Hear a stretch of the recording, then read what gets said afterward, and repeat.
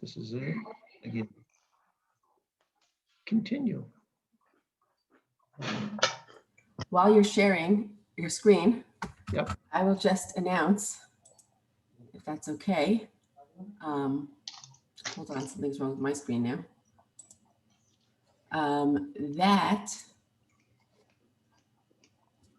Okay. Yep. Hold on.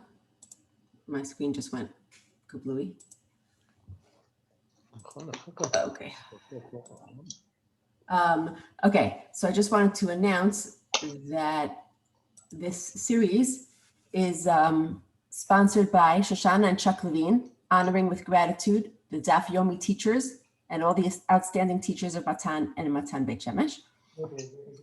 And it's sponsored by the Stein and Zivotofsky families in memory of Avraham Eliyahu ben Shalom and Faige, Zichrono Livracha, beloved grandfather of Atara, Stein, and Naomi Zivotofsky. Right. Okay, well, I thank very much the sponsoring families. I greatly appreciate their contribution. None of it goes to me. I should make that quite clear. Legally, as a government employee, I cannot be paid for talking about what I do professionally. If I were to discuss ice cream recipes for an hour or so and take questions, then I would be perfectly happy to receive money for same. I noticed that I made a mistake in the next slide. It's supposed to be Shmita Shviyut Bagina, using your green thumb even during Shmita. Quite clearly, it's not Shmita and Sanity in the kitchen, although that's a place where sanity in the kitchen is always a good thing, even if it's not Shmita. So let us delve right into matters here. And let's set it up for delving. Right.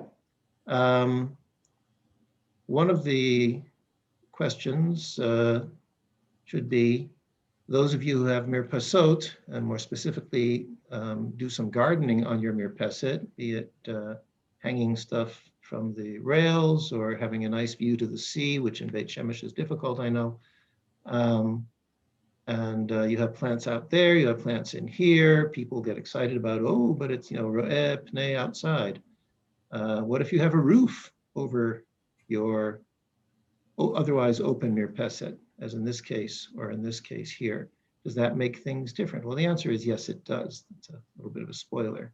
What if you have one of these indoor-outdoor mirpasot, where part of it is under the open sky, but part of it is sort of maybe under the open sky? Obviously, this kind of grass is not a halachic problem. It's an aesthetic problem. It's a cultural problem, but it's not a halachic problem.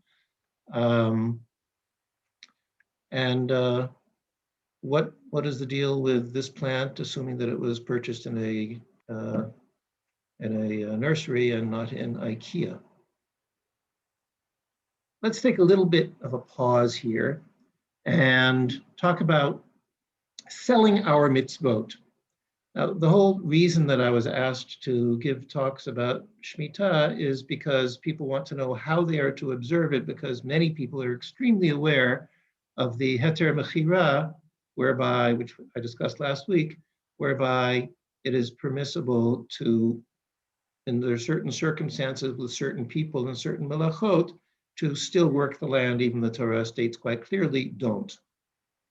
But that's not the only mitzvah that we convert economically. 3 months ago, it was Pesach and Mechirat Chametz. I imagine that almost everybody in Israel who cares about Chametz sold his or her Chametz.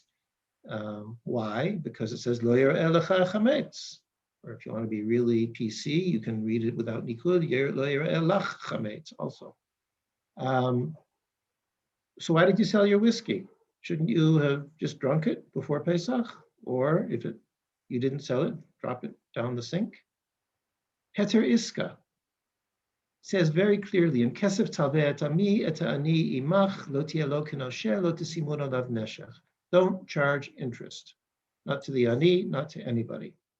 Anybody in Israel who has a bank account is b'di eved charging interest, because every single bank has a heter iska.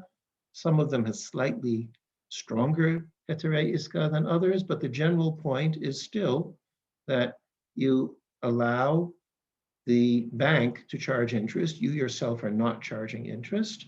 The bank is an amorphous body. It's not a single person.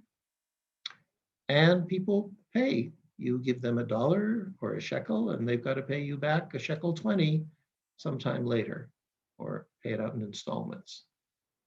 I'm going to skip the red here for the time being. Bechorot. Every peter rechem, every firstborn animal, kosher animal, belongs to Hashem.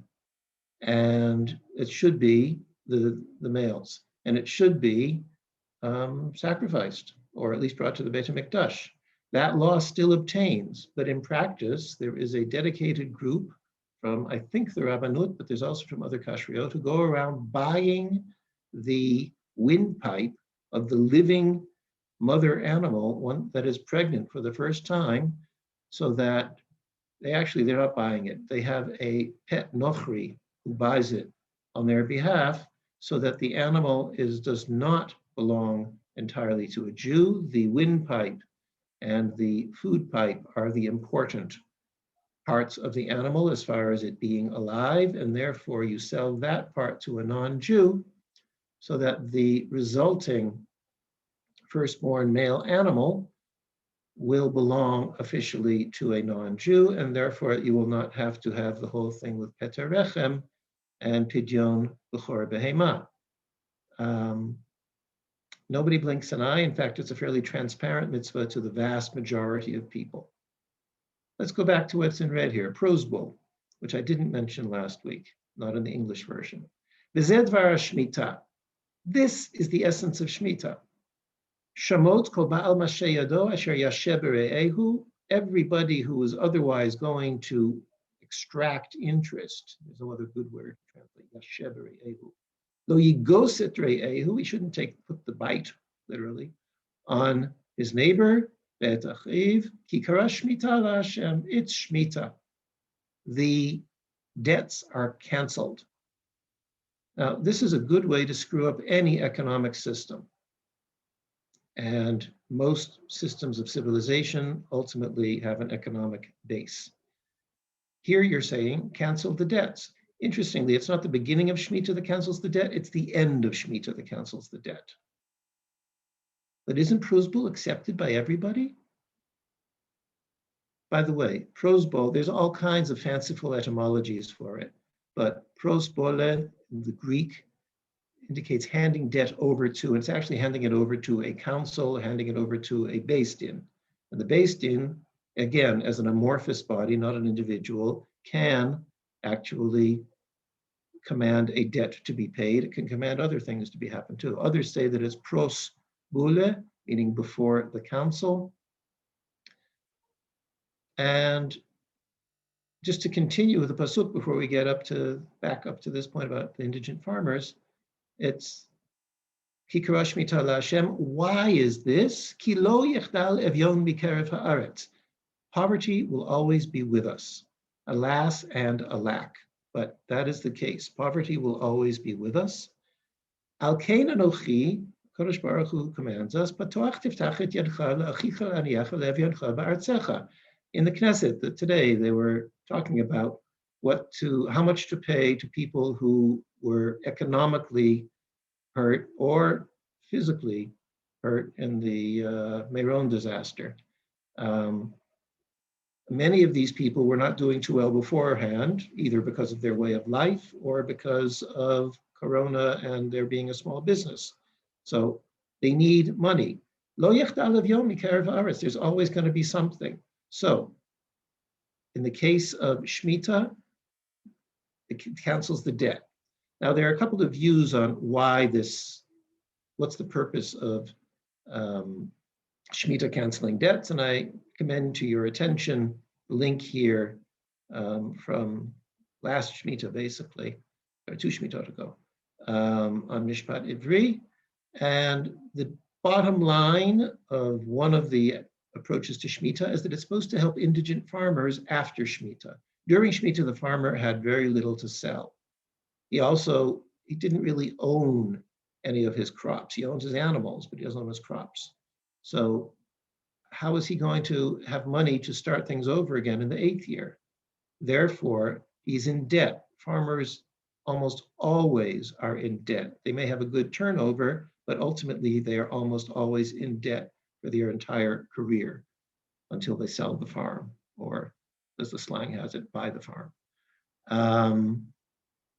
So you have to help the indigent farmer after Shmita because he doesn't otherwise have anything to start over again in the first year of the next cycle. That is one approach to understanding the cancellation of debt, and it's something that Prus Bowl cancels. Back to our point about tonight's discussion on Shmita Begina V'Mirpeset. Now, for a number of years, I have cited Harabanit Shendel Hagar, who was the second wife of the Admor Moshe Yehoshua Hagar, who died in 2012 at the age of 95. His second wife was 20 years younger than he. She herself, I think, was a widow when she married him, when he was a sprightly man of 80 and she was only 60. And I've always said that she was the one as the star of the following story. However, since I heard this story in 1993 or so, the second Shmita that I was here already, and she only married him in 1999, it occurs to me that it's probably the Rabbanit Leah Esther, whose maiden family name was Fanat, which is a good name to change, was the star of the story. What is the story? The story is that the Rebbetzin from Vishnitz was very, very concerned about her houseplants, and she wanted to be certain that she was observing Shmita properly. So she took her houseplants in from the Mirpeset so that they wouldn't be ro'eh, the great outside. She took her plants that were on the windowsill inside, off the windowsill. She put all of the plants away from where they could possibly see God's green earth outside, because that would possibly be that they were connected to the land by various halachic concepts. And she therefore put them in the dark underneath the staircase, threw some water at them every 2-3 days or so, and that was it for Shmita. Now you would think that this would be very much benign neglect for plants. Actually, she never had such a luxuriant growth in her life from her houseplants. Why? Because she'd been overwatering them by giving them water every day.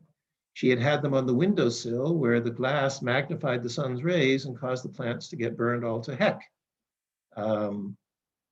She had overtended the plants. By undertending the plants, she had great gardening success. There is a lesson here for us in Shmita.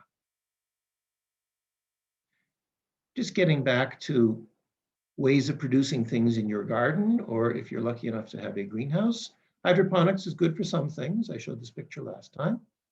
But most people would tend to think that forget about being minutak me'akarka, let's talk about heter mechira. And here's George Streichman, the Noachide from Matan, and it doesn't count. Heter mechira, the individual farmers who sold their land, it is of no use to the Darshan family. Sorry for picking on you, but I know what trees you've got in your backyard. And it's not for personal gardens. I suppose that you could claim that if you have a large personal garden and you go to your local rabbi and you ask him to get on the list for heter mechira, you could still do that. But it is not an overall thing. People say, oh, all the land in the country is sold. Actually, it's not. It is now sold very much on a per name basis. It's like saying that you're not going to have to sell chametz because somebody sells all the chametz. No, it doesn't. Nobody sells all the chametz that belongs to you. They sell all the chametz that belongs to the government. The army has huge amounts of chametz.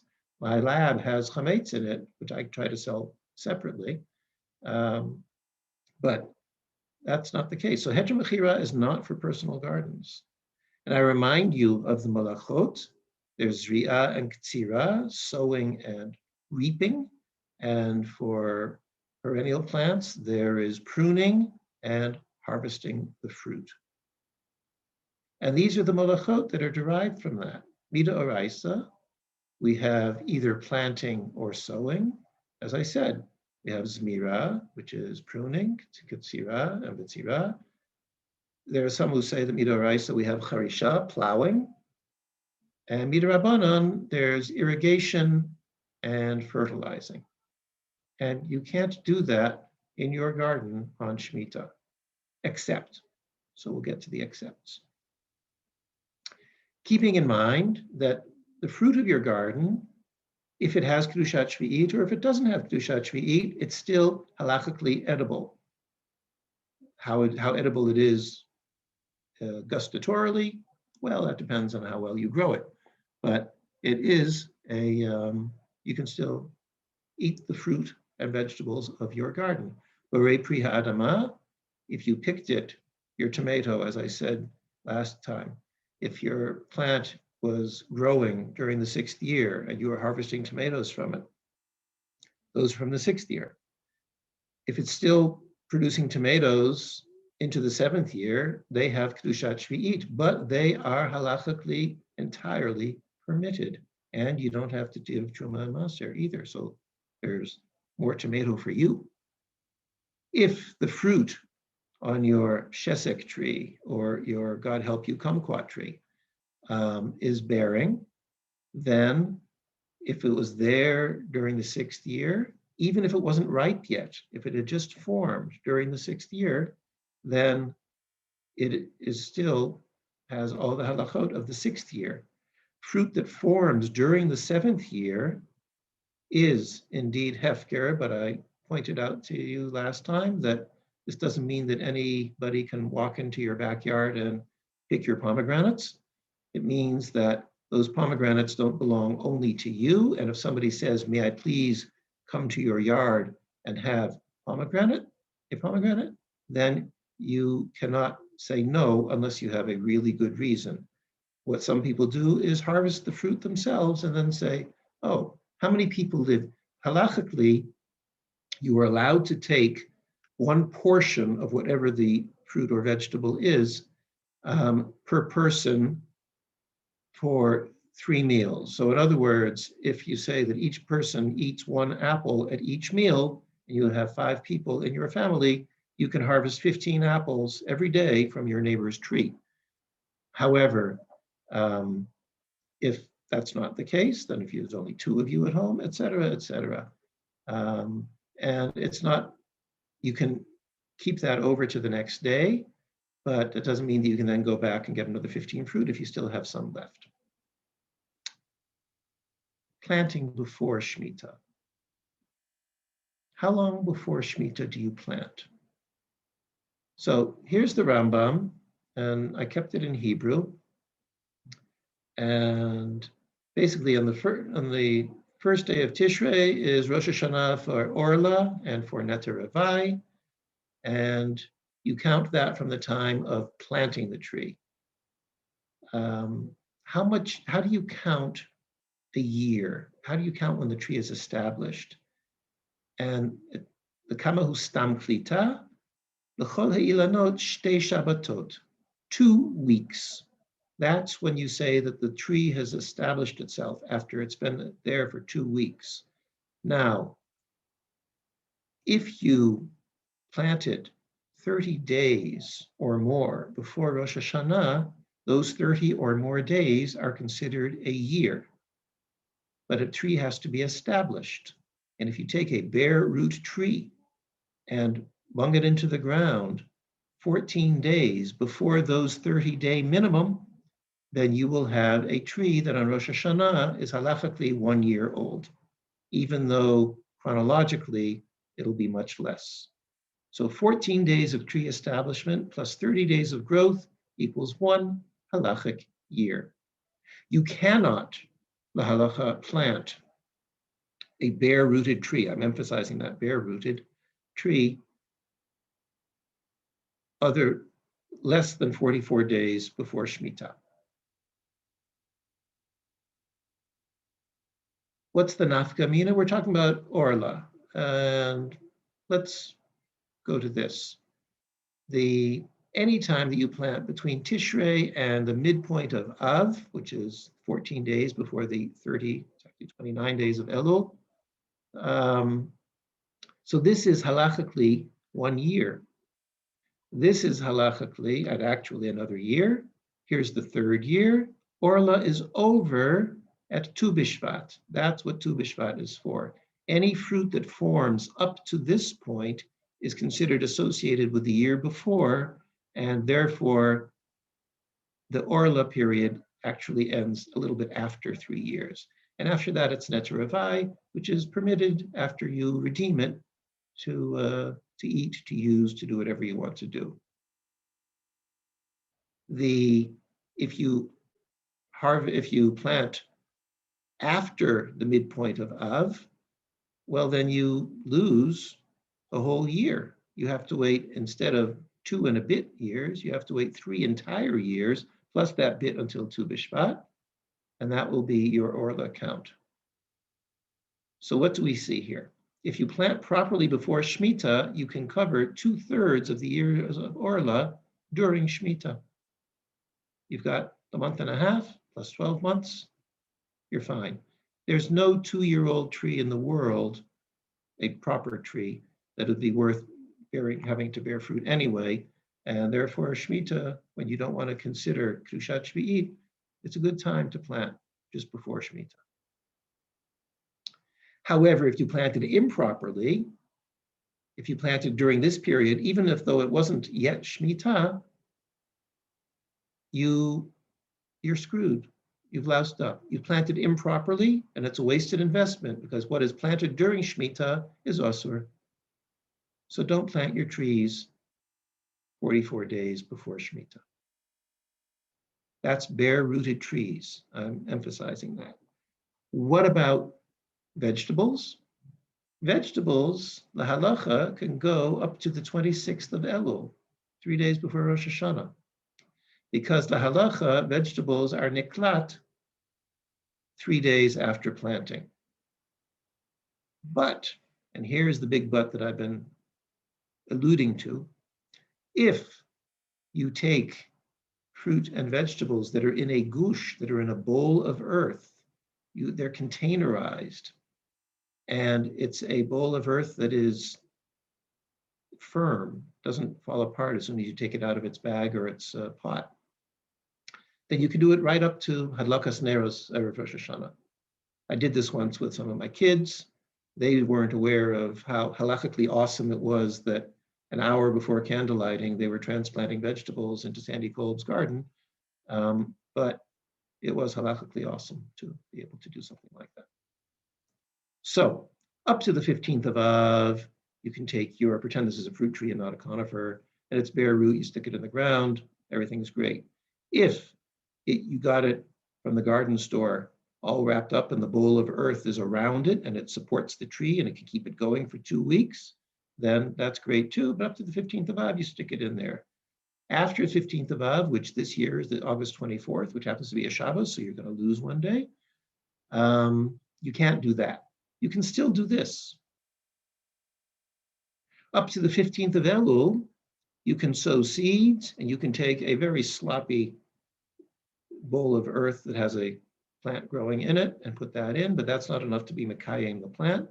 This can be Mekayim the plant, as can this. And up to the 15th of Elul, all of this is cool.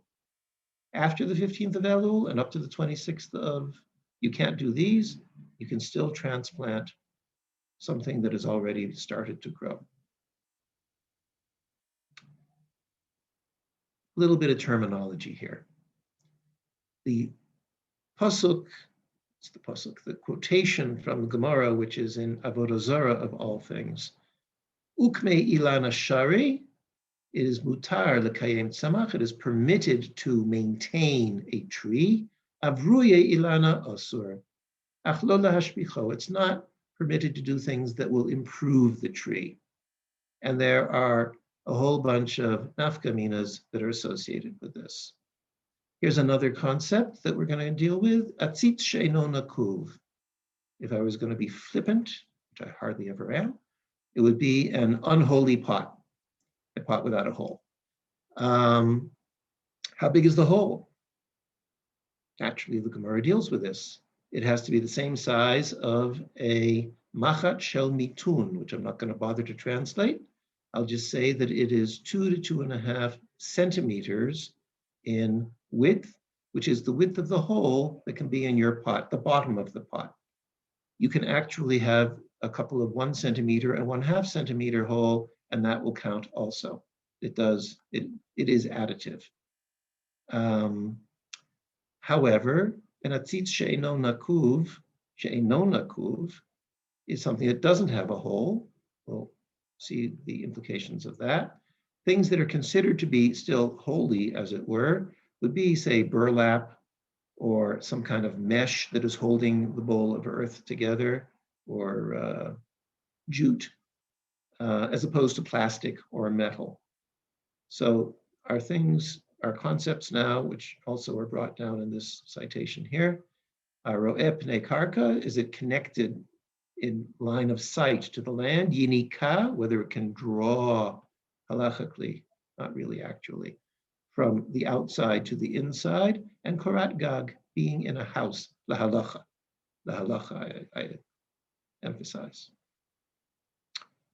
So what is this machat shel mitun? Well, machat shel mitun turns out to be something that you use in weaving. And I can't remember which is the warp and which is the weft, but this is to tamp down whichever this one is, the warp or the weft. I think it's the weft. And the needle that is used, a machat shel mitun, for pushing it down and making it even, is like this, and in ancient weaving and in modern weaving, and this is about 2.5 centimeters wide. That is the width of the hole in the pot. Now, there's good evidence archaeologically that this is what was done. Here's Herodion, and here's the archaeological trench from a while ago. It's been further developed. At the base of Herodion, there was a Roman garden, and they have found hundreds of these pots.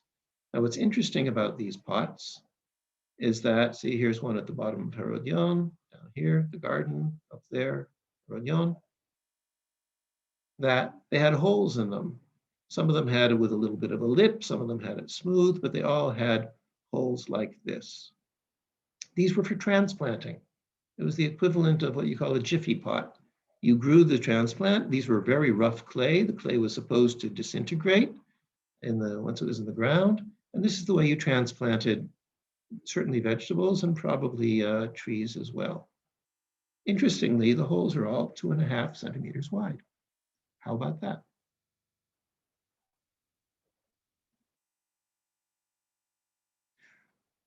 This is not to say that the Romans were busy observing Shmita. It just means that that's the standard size hole for transplanting in a pot, and that means it can connect it to the ground. Through that, you can absorb moisture going up, the roots can go down, etc. Transplanting can be tricky. This is Rav David Stein. I showed a picture of him last time clutching a sprouted potato. Here he's looking at a simulacrum of a tree, because they are practicing, they being the workers, and as in almost all cases, these are Arab workers who are working on behalf of Shmita. Give credit where credit is due.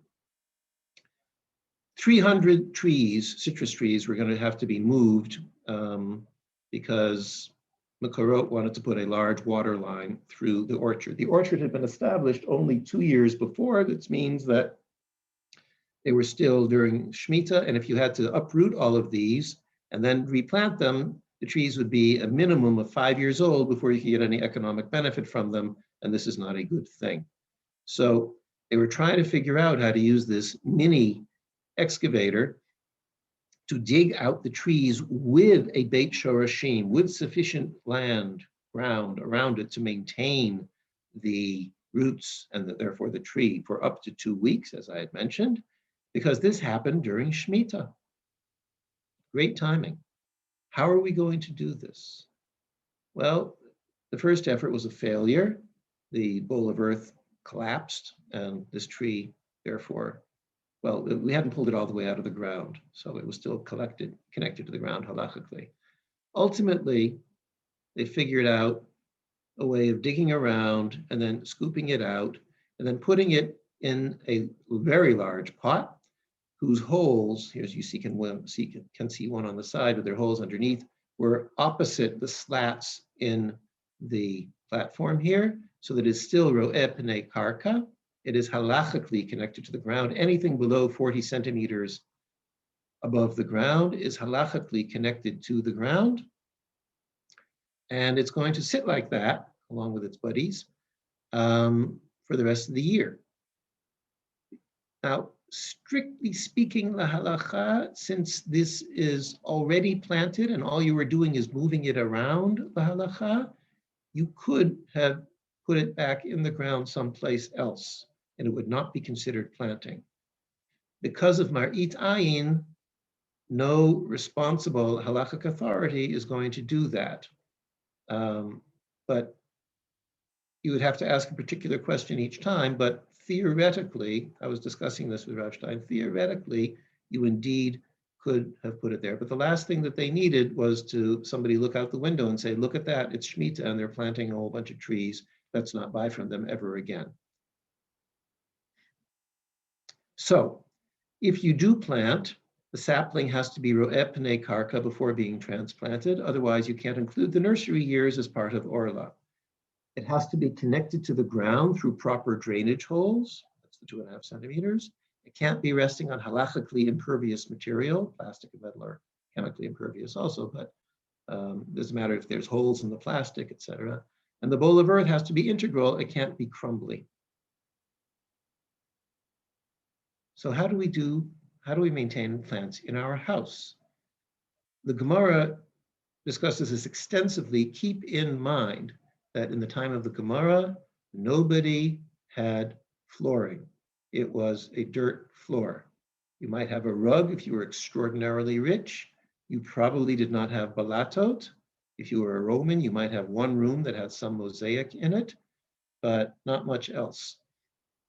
So planting within a house was a reality. You actually could plant in your door, in your floor. So Atzitz she'eino nakuv babayit is the classic Shmita-proof plant. How does this work?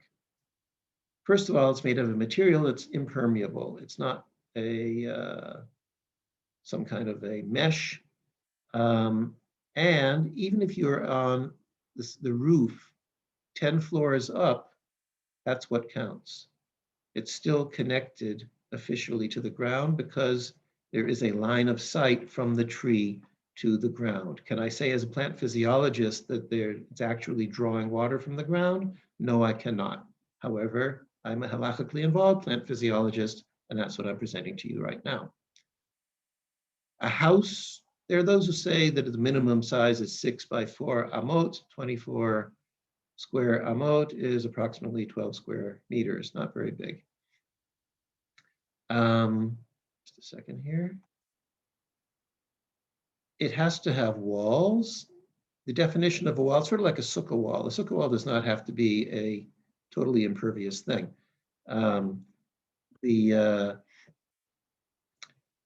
It has to be a minimum of 10 tvachim tall, which is, depending on who you go by, either Grach 76 or the Chazon Ish 96 centimeters. Or it can be a siman kier, it can be laved, like the strips of cloth or mesh or rope that you put in the sukkah in order to define a wall. And most importantly, the pot has to be eino nakuv. It doesn't sit on the ground. But there's nothing, as I say, it's rare in our days that inside of a house that there's ground to sit on. So I told you the story already of whichever Rebbetzin of Vishnu's it was, and the power of uninformed chumrah, that she took all her plants inside and she threw them in a darkish kind of area and she didn't water them very much and everything worked out fine. Now you could say that it's chestei Hashem, and it almost always is. In fact, it always is. And you can say shomer p'ta'im Hashem, which is definitely happens all the time. Or you can say that somebody is being machmir and it works to their advantage in this case. I'm no fan of chumrah, but this time it seems to have worked. Benign neglect is sometimes a good thing. You'd be surprised at Shmita how little you need to do to maintain your garden alive and even thriving. So, how are you going to maintain the garden? Ukmei lana shari, we already had this. It's okay to maintain the tree, but you can't do things to improve it. What can you do? If you were to reduce the amount of fertilizer and, believe it or not, irrigation by 30%, chances are your tree is going to love you more. You can use slow release fertilizer, which you can purchase here. It's called ET Temes, which means it melts slowly, dissolves slowly. You prune only if you're going to lose part of the tree. For example, if it's the tree is infested with something and you need to get rid of that branch, fine. Or if it's going to poke out somebody's eye because of where the branch is located, fine. Cut it off. Do a good job. Don't do it, kapla. And if you're going to be plowing the ground in order to build something, that's okay. It's not that plowing is forbidden. Plowing for growing plants is forbidden. So what is permitted? Well, things that are permitted but somewhat limited, and maybe not even so limited. As I said, fertilizing, use slow release fertilizer, put it on before Shmita, and that would be a better thing.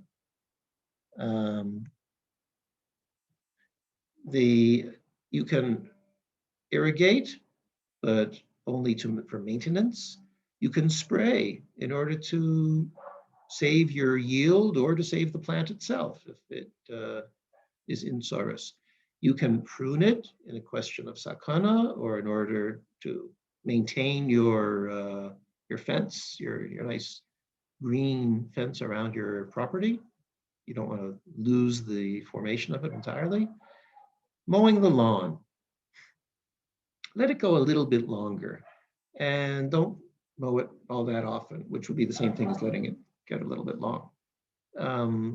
You shouldn't be so precise. You should let God have a hand in this also. Taking care of flowers. You can prune a flower. You can prune a flowering plant, but not in order to make it flower even more. But in order to maintain it, deadheading, taking off the dead flowers, yeah, that's okay.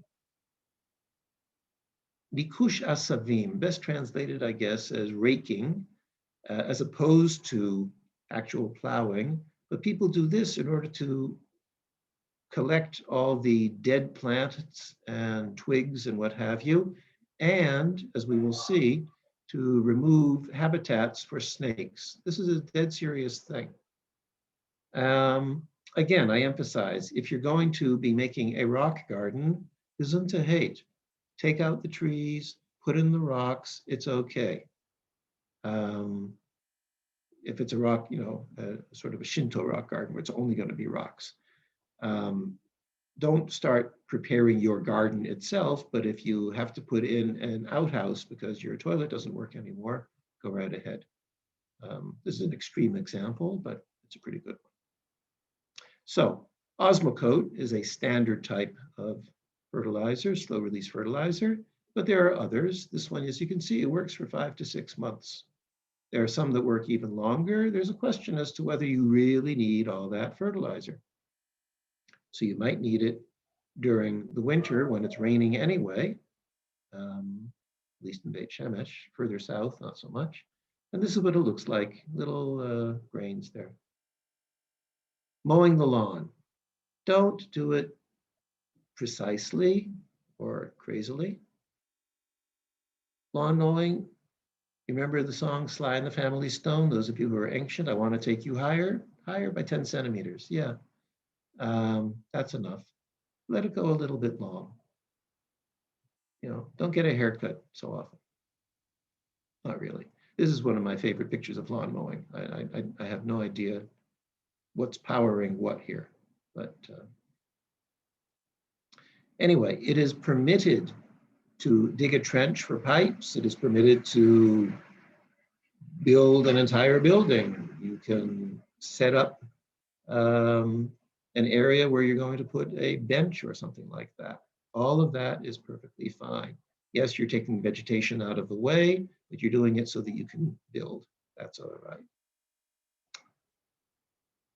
Let's get back to this thing about watering. People get very, especially in Israel, get very excited about watering. Can you, can't you, when can you? So in Moed Katan, which talks all about Chol HaMoed, it says, Mashkin Beit HaShalchin, some say Beit HaShlachin, B'moed u'bashvi'it. It's permitted to water fields on Chol HaMoed and during Shmita.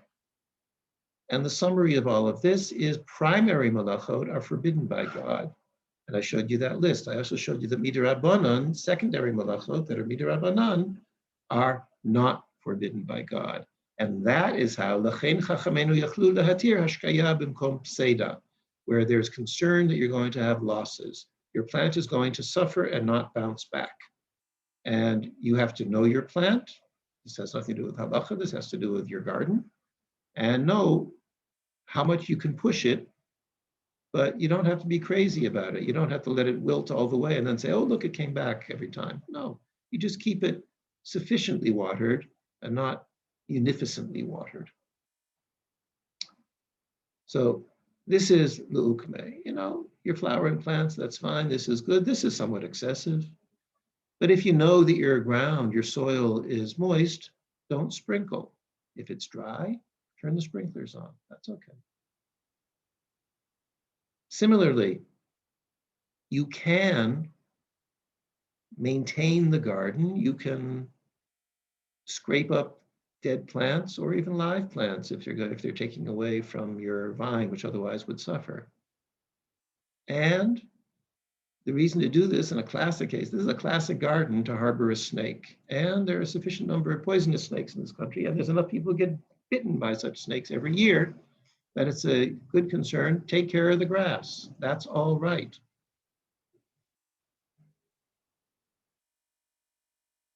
As I say, it's a serious problem in many areas. Gizum, pruning, in the case of sakara. Okay, this tree obviously has it in for this house, and therefore they are pruning it and taking it down. This guy, who has somewhat suicidal tendencies here, is taking down a dead tree which otherwise could fall on somebody. This person is pruning a branch that is evidently sticking out in front of him or her. And the question sometimes arises, what if you cut it in a way that it would improve how the tree grows? So some people say you leave a little bit of a stub. Others say, do it properly, otherwise the tree's going to get infected. And that's not what you're supposed to be doing, getting it sick deliberately. What do you do with your roses? As I said before, you can deadhead them. You can remove the things that are not flowering, that are done flowering. You can cut them and take them inside. That's all right. When they're still alive and beautiful. But you cannot cut them all the way back in such a way that it improves the yield of flowers or the formation of flowers for the next season. That's something you don't do. So what do? You prepare your plant early. You prune it early. Spraying, either to maintain your yield, say that you want to have your roses, or you want to reduce, the amount of plants that you have on the side of the road there. That's all right. But to spray in order to make the fruit that much bigger, which in a private garden, that's probably not the case. No, not so much. But if you have an apple tree and you don't want to have worms in your apples, then you can spray to reduce that. If the only way to get fertilizer into your apple tree and it needs the fertilizer is to spray rather than to use controlled release fertilizer, do that. It's okay. So we talked about things that are exposed to the open sky. And therefore, what was growing here on the plant, on the building adjacent to this nice mirpeset is not on. You can maintain it, yes. Under here, underneath the roof, you could actually grow things. You could theoretically sow things. It is menutak me'akarka, it is covered, it is a house, la halacha. Inside, you're fine. Outside, not so much. Outside the window here, definitely not. Maintain, yes. Renew, no. Start all over again? No, not during Shmita. And in this compound Mirpeset here, outside, not so much, certainly outside and down below. Here, it's aval chaval because, this is synthetic grass and I don't know, there's a lot of places where I drive now, I see that a lot of cities are putting in the synthetic grass all over the place. For Shmita, it's great. For the ecology, not so much. And your aesthetics may differ. So let's go back to the heroines of Shmita, Rabbanit Leah Esther, the Rabbanit Shendel. In this case, they showed us the way. Less is more, or at least better, as far as our gardens are concerned during Shmita. Kol hamam'it harei ze meshubach. Except, of course, in the case of tzedakah. I want you to remember that. Shmita is also about tzedakah. And you can do pruzbul or not do pruzbul. You can do heter iska or not do heter iska, but lo yechdalev yom mikerev haaretz. Think about that as you eat your kumquat or prune your rose tree. Which brings me to the story of my cousin in Purim. Purim, people don't think about it very often, but Purim is also a holiday associated with tzedakah, matanot le'evyonim, and Shmita is also associated with relating to poverty in our land. I have a cousin, whom I will not detail further, who told me once that Purim was always a very tense time. I said, Purim is a tense time? Why is Purim tense? And my cousin said, because I want to hear every single word of the Megillah, and I'm always concerned that I'm not going to be able to hear every single word, and then I'm not going to be Yotze, and I don't know what's going to happen. I won't have been Yotze hearing the Megillah, and I'm really, it makes my stomach hurt. I'm thinking, Purim should make your stomach hurt maybe after the Su'udah, but certainly not before when you're listening to the Megillah. And this is, taking all the life out of it. So too with Shmita. People get very tense with Shmita and say, how am I going to do this? How am I going to maintain the garden? How am I going to know what to eat? How am I going to know what to cook? What if I peel my orange? Can I do that? Yes. What if I watered my orange tree in the backyard? Can I do that? Yes. Yes. The Shmita is to let the land rest. It's supposed to let the person rest too, but instead people have got extremely concerned, overly concerned. So keeping in mind tzedakah, keeping in mind my cousin who was tense at Purim time, I wish you all a very merry Shmita. And I will be happy to take any questions as they may come.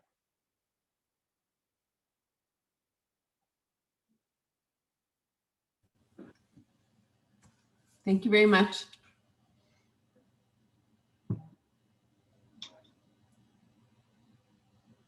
Anyone have questions? All of you are muted currently, and if you think that you're speaking, I have a question. please. Let's say. Could you show your face, please? It always helps me when Well, my hair's not covered. I can shut my eyes. Okay, well, it doesn't help me. And there's other people on too. Anyway, I'm sorry. That's all right. When you're picking fruit from the tree and you're picking however many per house, I'm assuming, or maybe not, that let's say you have people that don't eat that fruit. Does that mean you can't pick for them because they're not going to be eating it? Well, I mentioned last time that wine made from grapes harvested during Shmita always comes out really good. And I mentioned my overly stressed cousin as probably a parallel for your overly stressed guests. If they're not going to eat something that you picked from your garden, if you assure them that you are observing the rules and laws of Shmita, what are they doing sitting down at your table at all? No, I meant like, let's say you have mangoes and some people in your house like it and some people don't. Oh, so harvest for the people who like it. If you're trying to get more mangoes for yourself because you know that your husband hates mangoes or he's allergic. You can't pick people who don't like it, right? Because you can't include them. Right. I suppose, I don't know, I was thinking of hepatitis-laden cucumbers, but we're going to avoid that question. You harvest for yourself. You harvest for the people who are going to be eating. If you have people who like mangoes, then you harvest a mango per person. If you have people who eat 2 mangoes regularly, then they're going to be very regular.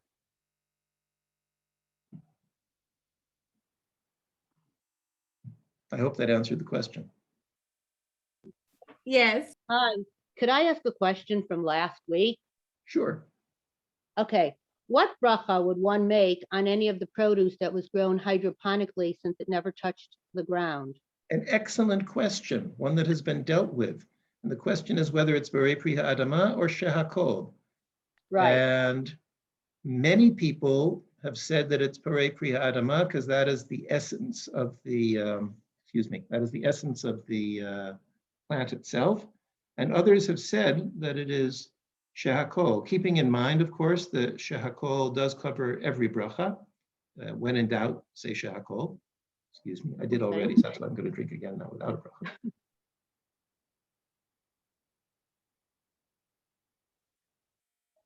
I would say that ask your local halachic authority for that you go to the guidance for it, but it's a very reasonable question, and it has been dealt with, and both answers have been given. okay, thank you. Sure. Other- Josh, Sure. hey, Adam? I'm Rebecca. What about herbs that grow in your garden? They are Kedushat Shvi'it. You can cut them. Is there something different in how you do that? Okay, that's a good question, because let's say you have a basil plant, or if your husband has a basil plant growing in the garden. That is a sort of plant, and all the mint relatives, if you cut them, if you cut the stem, then you're going to get branching, and you're going to get more of whatever that plant is, be it sage, be it mint, be it basil. And there is a question as to whether that would be la'avruye, because if you're doing that cut, then you're going to be causing more to grow. The fact that it's growing already, yes, you can use it, you can eat it. That's not a question at all. You can irrigate it and fertilize it, as I mentioned, knock it back by 30%. And you'll probably. But like rosemary also, you cut it. It grows. Rosemary, that's a weird one, because you have to take the branch anyway. With basil, you could just take the leaves and let it go as it is. But with rosemary, the leaves are what you take. I would say cut it back all the way to a junction point, so you're not causing it to have lateral branches that come out. But I don't know, it's a tree. It doesn't usually, I don't know, I don't know what kind of rosemary you have. There's all kinds. Does yours, when you cut it, does it then branch out from below where you cut? Have you I noticed? can't say I noticed, but it definitely keeps growing. Oh yeah, rosemary will take over. Definitely, rosemary and cockroaches. So yes, but so as an example, the rosemary, let's say that the rosemary is encroaching on something. You can't open a door because the rosemary bush has finally managed to get to a place where it interferes with the hinges or something. You can cut that right back. You can cut it back during Shmita. You could then use the rosemary. That's one hell of a lot of meat you're going to have to make to use up that rosemary. The rosemary nominally does have Kedushat Shvi'it then. So if you're not going to be using it up, you're going to have to put it someplace where it can quietly become less worthy of being used, and then you can throw it away. That is a question with a lot of the spices. People will take a whole fistful of mint and not use all of it, or take a lot of sage and then discover that they only need 4 leaves. And the rest of it does have Kedushat Shvi'it if you are playing the game that way. So looking at it in a positive way, it's making you more mindful of your plant friends and how much they're providing. and when. So yes, use it, but use it. Think about what you're taking and how much. Any other questions? Yes. Our building has a beautiful communal garden for which we pay on a garden on a regular basis. Shmita is going to present various issues we'll need to negotiate because half the residents are religious and half not, and some will want the garden to continue flourishing and growing and expanding as it has been until now. How much difference does it make that this particular gardener who's been tending the garden the whole time is not Jewish? Well, he's working on your behalf, and the work that he is doing is certainly, it's not usher for him. But usually in cases like this, there are several different approaches. The best one, of course, is that you do not pay the garden fees specifically for Shmita year. In other words, you pay your Vad Bayit, of course, but if the Vad Bayit actually has a breakdown as to how much goes to Mr. McGillicuddy, I decided that he's not Arab, and is who's doing your garden, then you say, with all due respect, you don't want to participate in having gardening activities.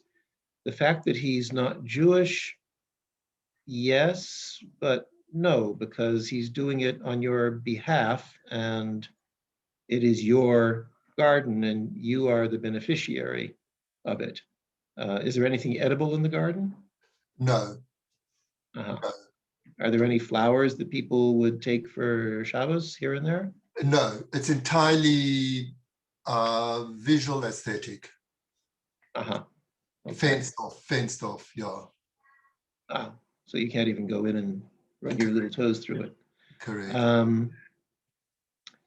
It sounds like it is more of a question for a posek than for a plant physiologist.